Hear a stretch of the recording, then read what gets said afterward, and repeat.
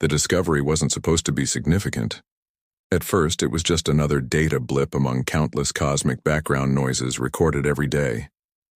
The team at the Atacama Array routinely sifted through petabytes of information, filtering out the hum of pulsars, the drone of distant quasars, and the occasional interference from Earth's own satellites. No one expected anything remarkable that Tuesday morning, least of all Dr. Kaya Atwell. Kaya had been running on too much coffee and too little sleep. The latest round of funding cuts had forced her team to downsize, and the constant scramble for results was wearing thin. The array's neural nets, tuned to identify anomalies, pinged her console at 2:37 a.m. She stared at the screen, her vision blurring slightly. A faint signal, so faint it barely registered, had flickered to life from a region of space previously charted as desolate. Nothing there but interstellar gas and the cold remains of a long-dead star system. Another false positive, she muttered to herself. But her finger hovered over the dismiss button. Something about the signal's pattern caught her attention. It was too regular to be natural background noise, yet not regular enough to resemble human-made transmissions. Kaya pulled up a spectrogram. The frequencies aligned in a staggered, cascading structure, like notes in an alien symphony played on a forgotten instrument. The hours that followed were a blur. She called in her closest colleague, Dr. Ethan Malik, who stumbled into the lab groggy and annoyed. "You know, Kaya, not every weird blip is first contact," he grumbled as he set down his thermos. "I know what a false positive looks like," Kaya shot back, pointing to the screen. "This is something else. Look, here and here. The modulation isn't random, but it doesn't match anything on record. It's like a code, like someone's trying to talk to us, but they're layered." Ethan leaned in, his skepticism melting as he traced the patterns with his finger. "Huh, that's different." Over the next few days, they worked tirelessly. The signal came and went, flickering like an old light bulb struggling to stay lit. Whenever it appeared, Kaya and Ethan captured more fragments, piecing them together like a shattered mirror. The data revealed a repeating phrase encoded in mathematical primes, fractals, and harmonics. A single sentence, almost mocking. In its simplicity emerged, "Earth only pretends to sleep." The phrase reverberated through the scientific community as soon as it was published. It was as though every corner of the world suddenly stopped to consider what it meant. Social media exploded with theories. What did it mean to pretend to sleep? Was it a warning? A threat? A cosmic joke? At first, the skeptics had the loudest voices. "It's a fluke," they claimed, "a random signal that coincidentally formed a human-readable message." But Kaya and Ethan knew better. The complexity of the code, the intricate layers of information, this wasn't random. Someone or something had sent this message. Governments took notice. In hushed meetings and secret communiques, intelligence agencies questioned what other implications might be hidden within the signal. If Earth only pretends to sleep, then what was it pretending to sleep through? What might happen if it woke up? Kaya found herself in front of increasingly powerful figures, trying to explain that she didn't have all the answers. It's a message left by someone or something that understands our mathematics, our ways of interpreting patterns. They knew we would find it eventually, and they chose their words carefully. "So what do they mean?" a stern-faced official asked her during one tense briefing. "Are they talking about Earth as a planet or something else?" "I don't know," Kaya admitted. "But if they're right, it means there's something about Earth we've completely misunderstood. And if they're trying to warn us..." Her voice trailed off as the implications sank in. If the relay's message was a warning, then the HFY senders might be long gone, dead civilizations who left behind a single piece of advice before disappearing forever. What kind of force, what kind of event, could be so devastating that it would leave a planet pretending to sleep, and entire, starfaring species willing to warn others before it was too late? In that moment, the question wasn't just academic, it was existential. The discovery sparked a furious burst of activity across the world's leading research institutions. Scientists, linguists, mathematicians, and even anthropologists joined forces in an unprecedented international collaboration. If the message from the alien relay was a warning, then understanding its full context might be humanity's only chance to prepare. Kaya Atwell and her team became the focal point of the investigation. The decoded phrase, "Earth only pretends to sleep," took on an almost mythic quality. Conferences were hastily convened. Supercomputers hummed day and night, analyzing the data for patterns, cross-referencing it with known cosmological phenomena, and searching for any clues about the senders of the message. Kaya was struck by how little they actually knew about the signal's origin. The relay had been silent for untold millennia before this sudden burst of activity. The only certainty was that it came from a remote system located thousands of light years away, a system thought to have been uninhabited for millions of years.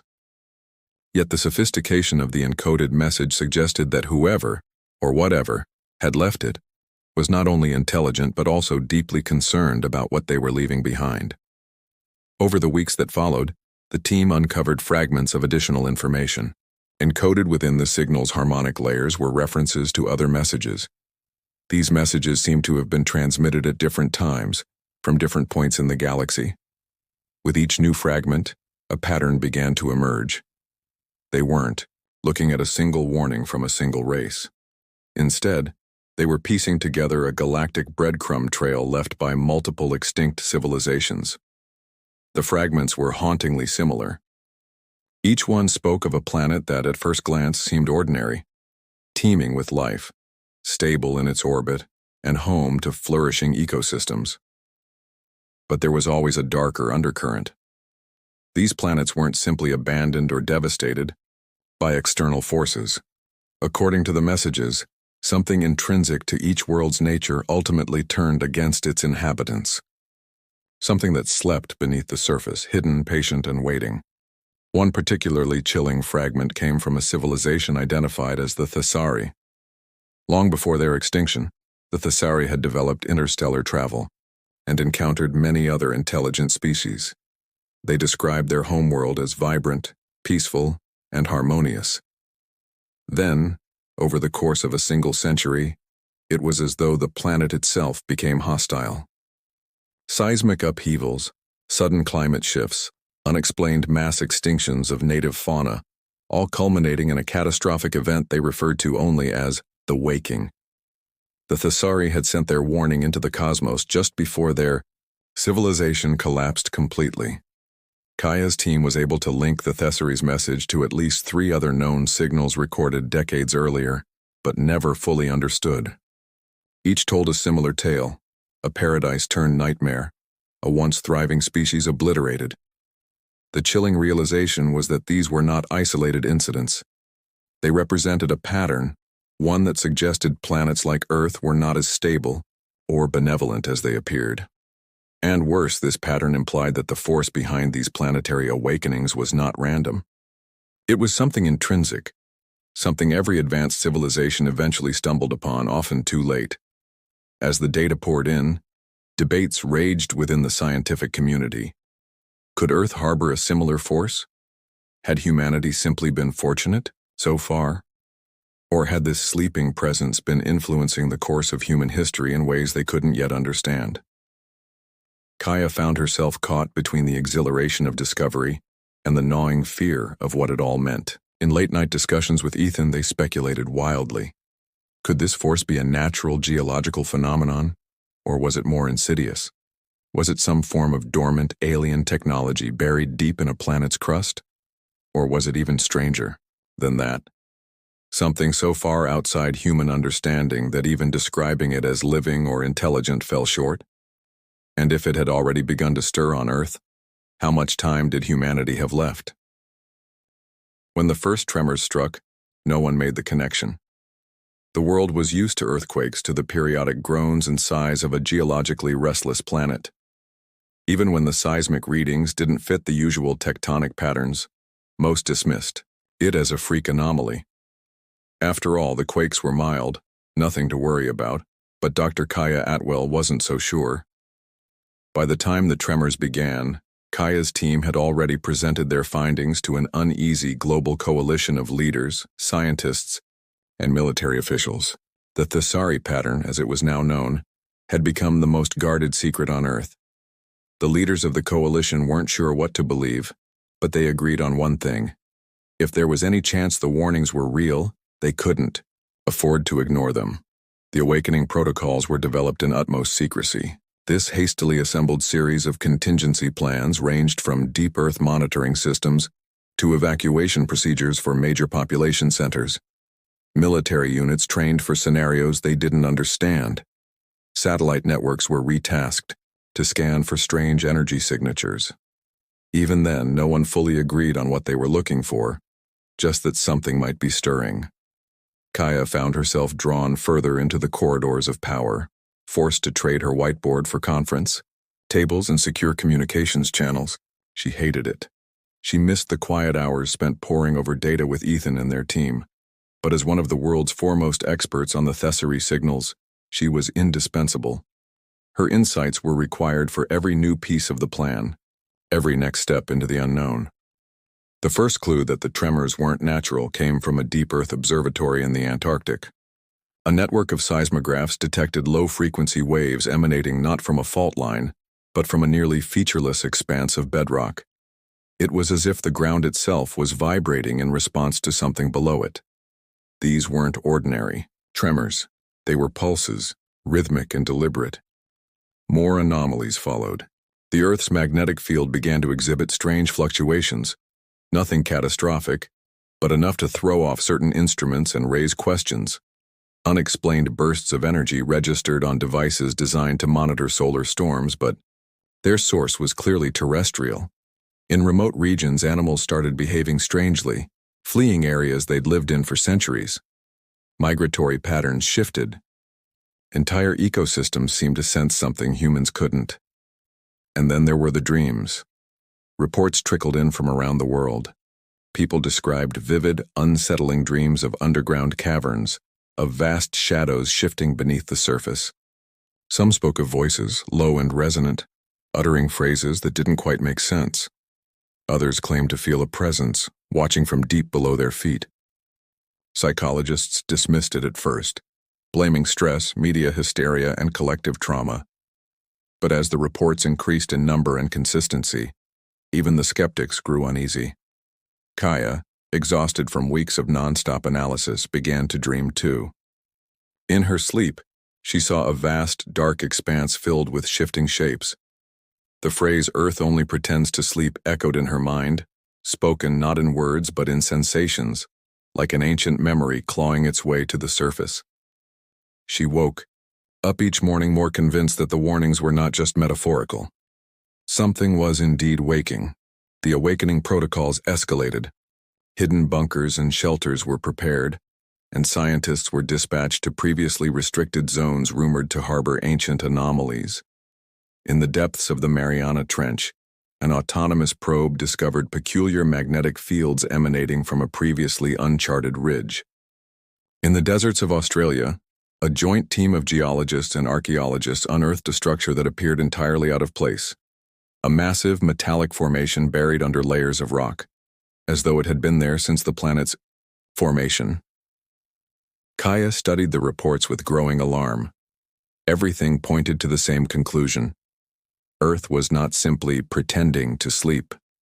It had been in a state of dormancy, and the tremors, the magnetic pulses, the anomalies, these were all the first signs of its stirring.